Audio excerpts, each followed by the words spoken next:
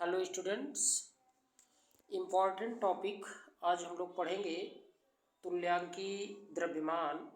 और ये इसलिए इम्पॉर्टेंट है क्योंकि जब कभी भी हम नॉर्मलता पढ़ते हैं, नॉर्मलता अगर पढ़ते हैं तो नॉर्मलता पढ़ने के लिए वहाँ तुल्यांकी भार यानी तुल्यांकी द्रव्यमान की आवश्यकता बहुत अधिक पड़ती है, क्योंकि बिना इसके हम नॉर्मलता को नहीं समझ सकते।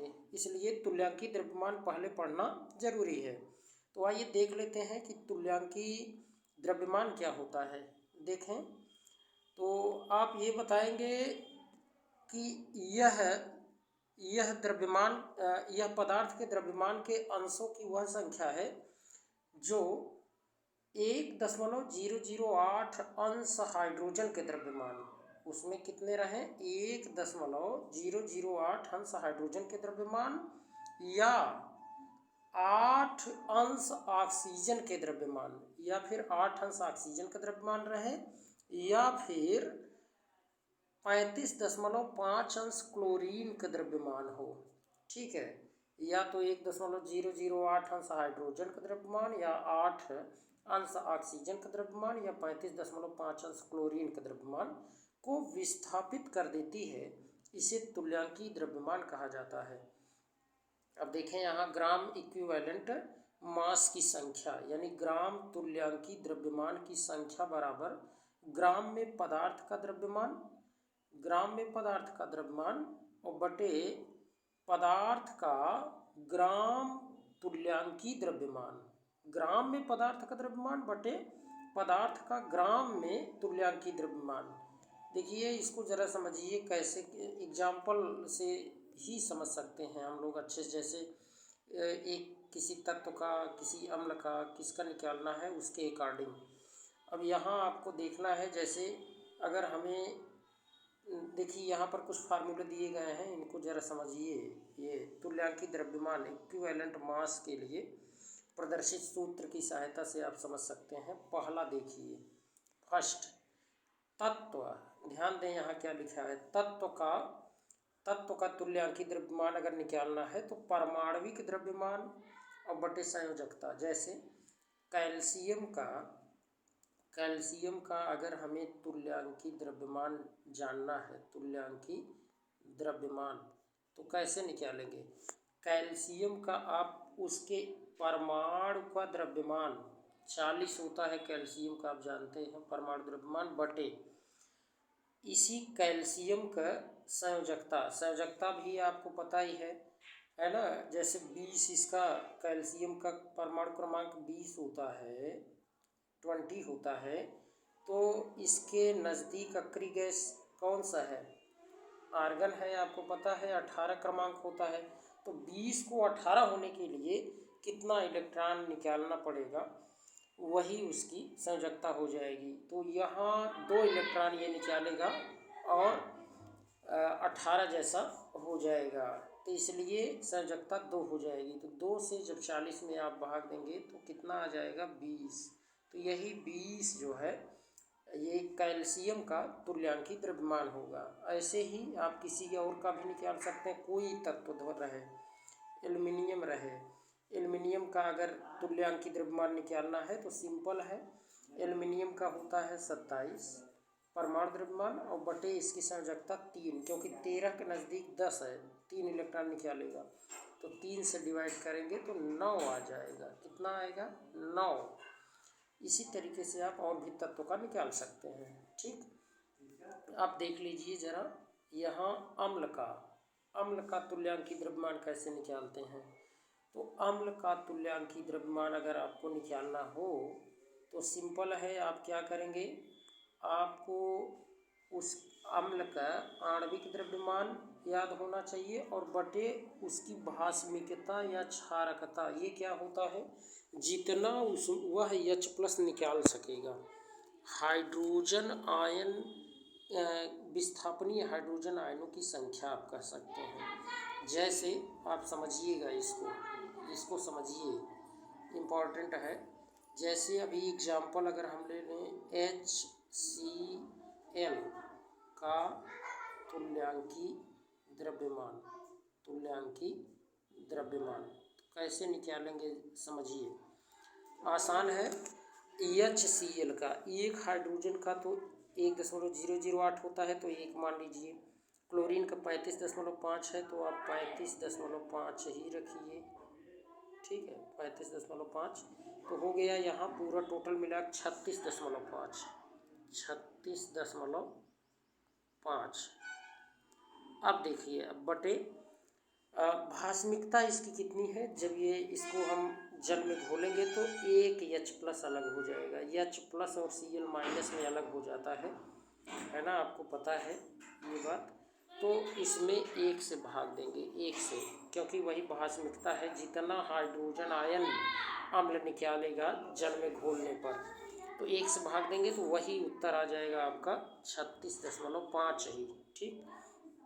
इसके अलावा एक बहुत इम्पॉर्टेंट, जैसे पूछ ले अगर अम्ल में कि H3PO3 इसका आप तुल्यांकी द्रव्यमान बताएं, तो ध्यान दें कितना H+ निकालेगा। ये कंफ्यूजिंग रहता है कि यहाँ पर कितना निकालेगा और H3PO4 इसमें पूछता है। तो सिंपल है, इसको आप समझेंगे तभी इसका स्ट्रक्चर आना चाहिए। फास्फोरस देख रहे हैं, ये बीच में इसका स्ट्रक्चर बनाने आना चाहिए, तो आप कर लेंगे। तो ये डबल बॉन्डेड ऑक्सीजन से जुड़ा होता है। एक ऑक्सीजन हो गया, अब 2 ऑक्सीजन बचे, तो हम यहाँ पर 2 ऑक्सीजन बना दिए। अब हाइड्रोजन जोड़ेंगे तो आप यहाँ जोड़ सकते हैं, इससे जोड़ सकते हैं, और यहाँ हाइड्रोजन आप जोड़ेंगे।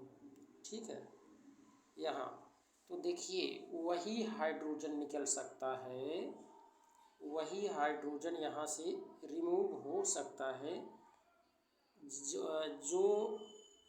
जो हाइड्रोजन ऑक्सीजन से जुड़ा रहेगा। तो एक यहाँ है और दूसरा यहाँ। ठीक है, तो ये इसमें आप 3 हाइड्रोजन ये देख करके ये मत सोचिए कि तीनों हाइड्रोजन निकल जाएगा, नहीं। इसमें केवल 2 ही है हाइड्रोजन जो हाइड्रोजन आयन के रूप में निकल सकता है। हाँ, यहाँ पर तीनों निकल जाएगा। क्यों? क्योंकि आप इसका स्ट्रक्चर बना के देखेंगे तो डबल बॉन्डेड ऑक्सीजन, फिर ऑक्सीजन, देखिए 4 ऑक्सीजन है ना, तो ऑक्सीजन और यहाँ ऑक्सीजन। अब ऑक्सीजन से हाइड्रोजन आप जोड़ दीजिए, हाइड्रोजन जोड़ दीजिए, तो यहाँ तो आपको मिल जाएगा 1 हाइड्रोजन, 2 हाइड्रोजन, 3 हाइड्रोजन, तीनों हाइड्रोजन यहाँ मिल जाएगा। लेकिन इसमें आप याद रखें केवल 2 ही हाइड्रोजन, 2 ये भी आना चाहिए, तभी कन्फर्म हो पाएगा। तो अगर आपसे H3PO3 का तुल्यांकी भार अगर पूछे, या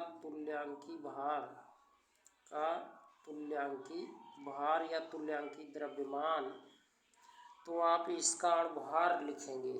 ठीक है, हाइड्रोजन का देखिए 3 है, तो 1 में 3 गुणा कर दीजिए, 1 हाइड्रोजन के 1, 3 का 3 प्लस 1 फास्फोरस का 31 होगा।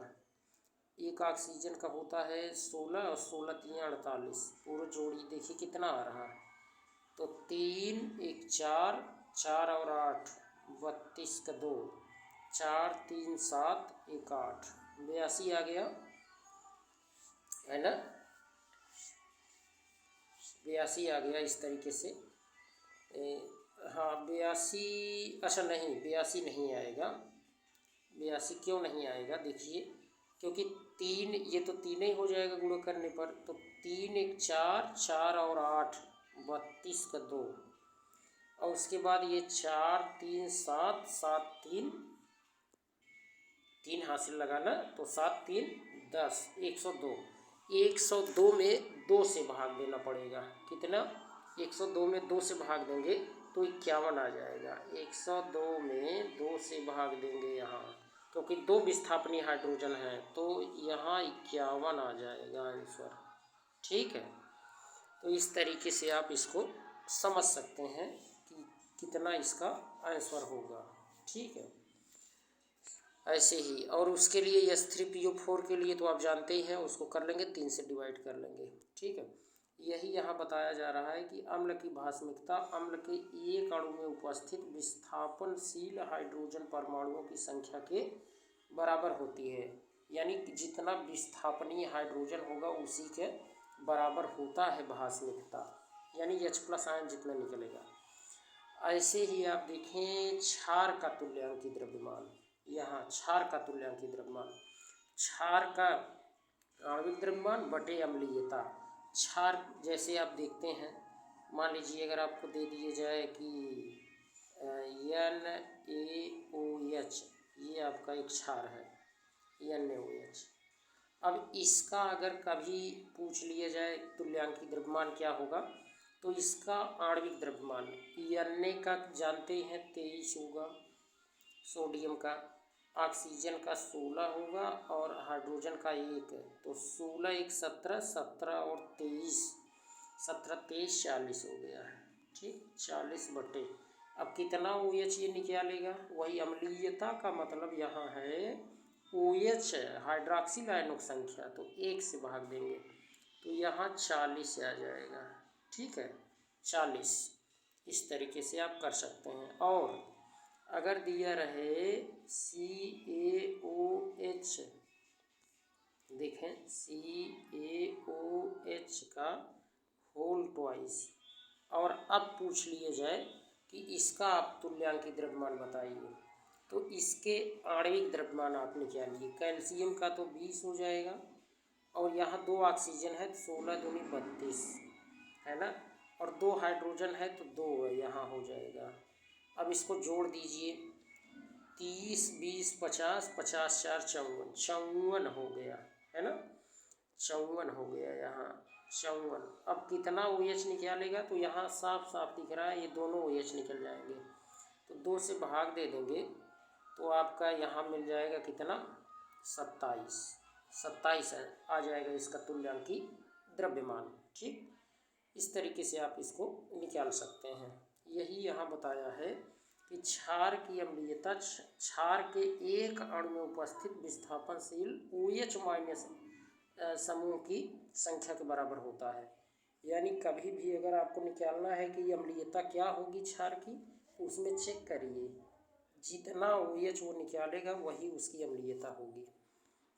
सिंपल सी बात है। अब नेक्स्ट पॉइंट, ये सब पॉइंट आने चाहिए तभी आप नॉर्मलता समझ सकते हैं। लवण का तुल्यांकी द्रव्यमान क्या होगा, तो उसका सूत्र द्रव्यमान बटे कुल धन या कुल ऋण आवेश के जितने हैं।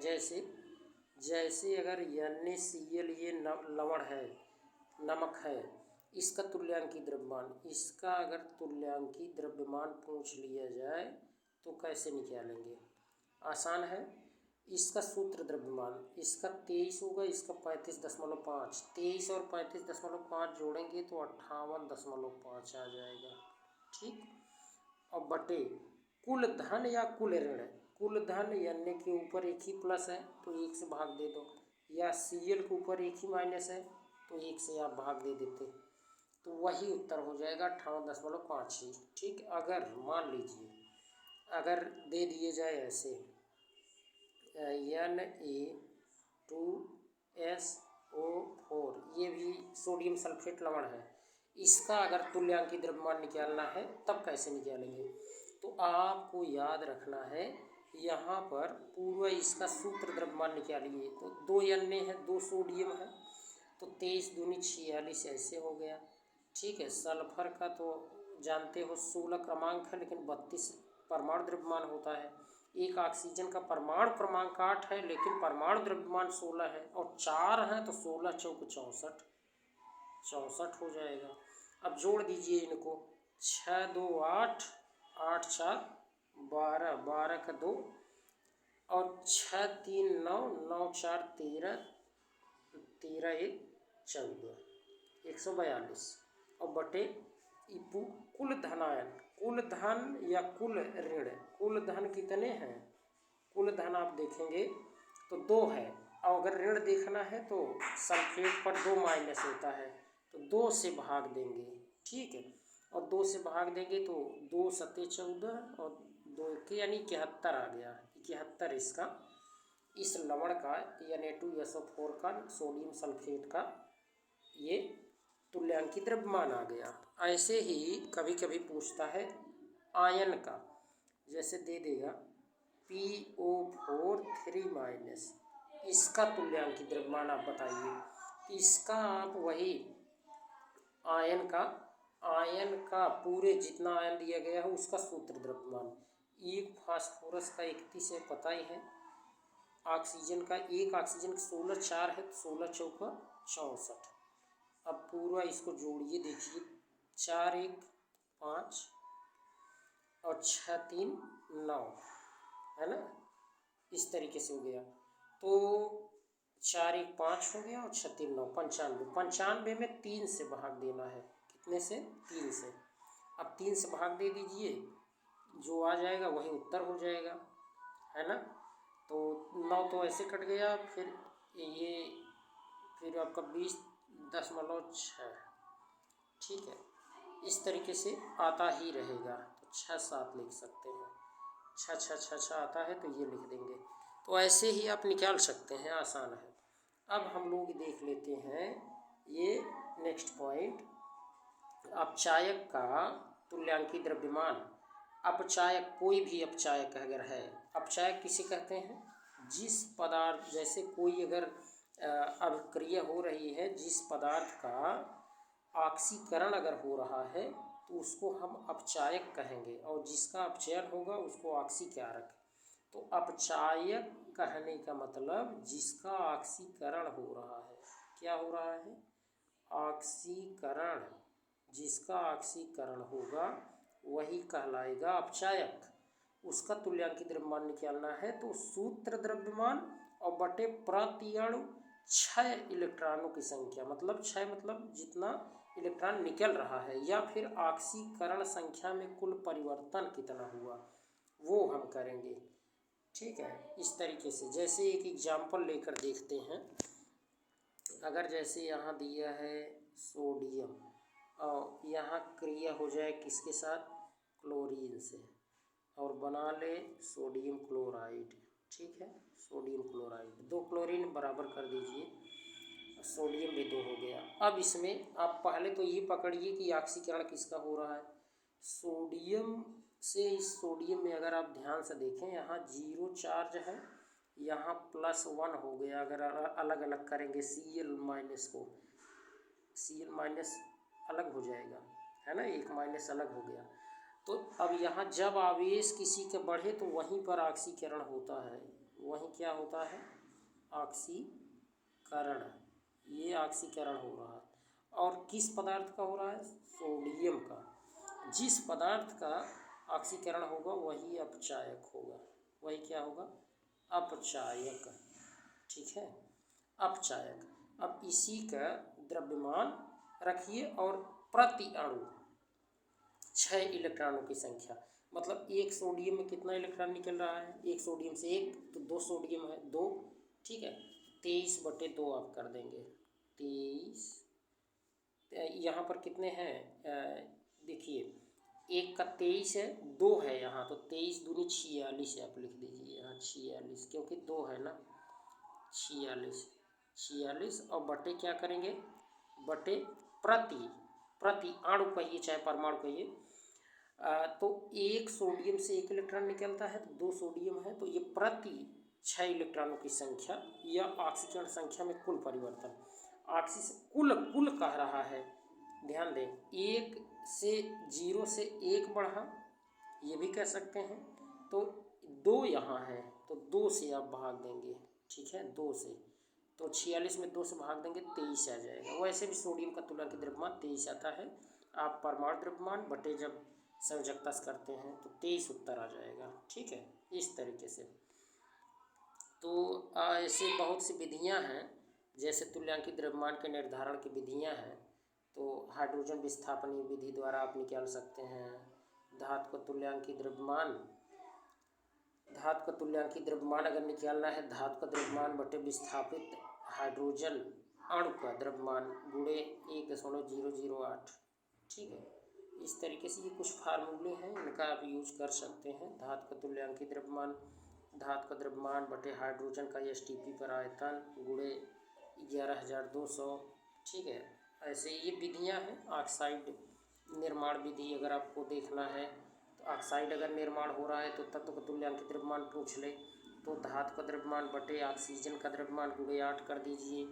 या तत्व का तुल्यांकित द्रव्यमान अगर पूछे तो धातु का द्रव्यमान बटे एसटीपी पर ऑक्सीजन का आयतन मिलीमीटर में गुणे 5,600 कर दीजिए। क्लोराइड निर्माण विधि अगर हो रही है तो वहाँ पर धातु का तुल्यांकित द्रव्यमान पूछे तो धातु का द्रव्यमान बटे क्लोरीन का द्रव्यमान गुणे 35.5।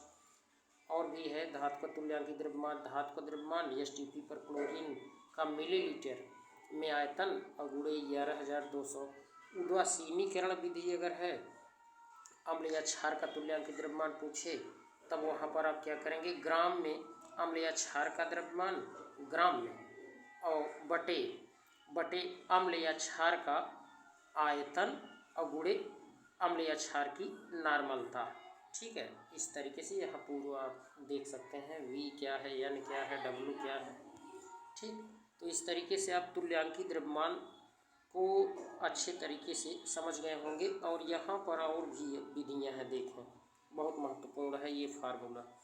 धातु विस्थापन विधि वेरी इंपॉर्टेंट, बहुत पूछता है ये भी। तो वहाँ पर आप क्या करेंगे कि देखिए संयोजित धातु का जो संयोजित हो रहा है, संयोजित धातु का द्रव्यमान बटे विस्थापित धातु का द्रव्यमान। याद रखना है जो विस्थापित हो रहा है उसको नीचे रखना है। ठीक है, और संयोजित धातु का तुल्यांकित द्रव्यमान ये बराबर कर देंगे बटे विस्थापित धातु का द्रव्यमान, यानी W1 बटे W2 is equal to E1/E2। E1 क्या है, E1 मतलब वही प्राथमिक अर्थात संयोजित धातु का तुल्यांकित द्रव्यमान, ये तुल्यांकित द्रव्यमान है संयोजित धातु का। और E2 क्या है, विस्थापित धातु का तुल्यांकित द्रव्यमान। W1 क्या है, संयोजित धातु का द्रव्यमान, और W2 क्या है, विस्थापित धातु का द्रव्यमान। ये याद रखे रहें, वेरी इंपॉर्टेंट फार्मूला। विद्युत अपघटनी विधि से भी आप निकाल सकते हैं, फार्मूला वही सेम रहेगा। ठीक, हाँ, ग्राम तुल्यांक द्रव्यमान निकालना है तो विद्युत रासायनिक तुल्यांक और गुणे ये 96,500 रखना पड़ेगा। ठीक, द्विखंडित विधि भी एक होती है, double decomposition method. Double decomposition method के लिए आप क्या करेंगे, फार्मूला सेम ही रहने वाला है, W1/W2 is equal to E1/E2। ठीक है, बस उसमें होगा लिए गए लवण का द्रव्यमान बटे प्राप्त अवक्षेप का द्रव्यमान बराबर लवण का तुल्यांकित द्रव्यमान बटे अवक्षेपित अवस्था में लवण का तुल्यांकित द्रव्यमान। ठीक, परिवर्तनीय विधि भी एक आपको देखने को मिलेगा, फार्मूला वही सेम ही है। यौगिक का द्रव्यमान प्रथम यौगिक का बटे द्वितीय यौगिक का द्रव्यमान बराबर वही प्रथम मूलक का तुल्यांकित द्रव्यमान बटे द्वितीय मूलक का तुल्यांकित द्रव्यमान। ठीक है, इस तरीके से। और वाष्पशील क्लोराइड विधि, धातु की संयोजकता निकालना है, 2 गुणे क्लोराइड का वाष्प घनत्व बटे धात्विक क्लोराइड का तुल्यांकित द्रव्यमान। तो ये फार्मूला है, यानी 2 into vapour density of chloride upon equivalent weight, यानी इक्विवेलेंट। देखिए ई मतलब यहाँ वही इक्विवेलेंट है, मास की बात कर रहा है, प्लस 35.5। और ई कैसे निकलेगा, तो 2 गुणे क्लोराइड का, ये पक्षांतर कर लोगे, 2 गुणे क्लोराइड का वाष्प घनत्व बटे संयोजकता और माइनस 35.5। सिल्वर लवण विधि द्वारा भी आप निकाल सकते हैं अम्ल का तुल्यांकित द्रव्यमान, वहाँ 108 गुणे सिल्वर लवण का द्रव्यमान बटे सिल्वर धातु का द्रव्यमान और माइनस 107 करना पड़ेगा। तो अम्ल का आणविक द्रव्यमान बराबर अम्ल का तुल्यांकित द्रव्यमान गुणे भास्मिकता। ठीक है, भास्मिकता मतलब विस्थापनीय हाइड्रोजन आयनों की संख्या। तो उम्मीद करते हैं कि आप अच्छे से समझ गए होंगे इसमें कि ये तुल्यांकित द्रव्यमान क्या होता है और इसको कैसे हम कैलकुलेट करेंगे और इसकी विधियाँ। ठीक, यदि आप चैनल पर नए हैं तो सब्सक्राइब करिए, इस तरीके का वीडियोज आपको मिलती रहेंगी। धन्यवाद।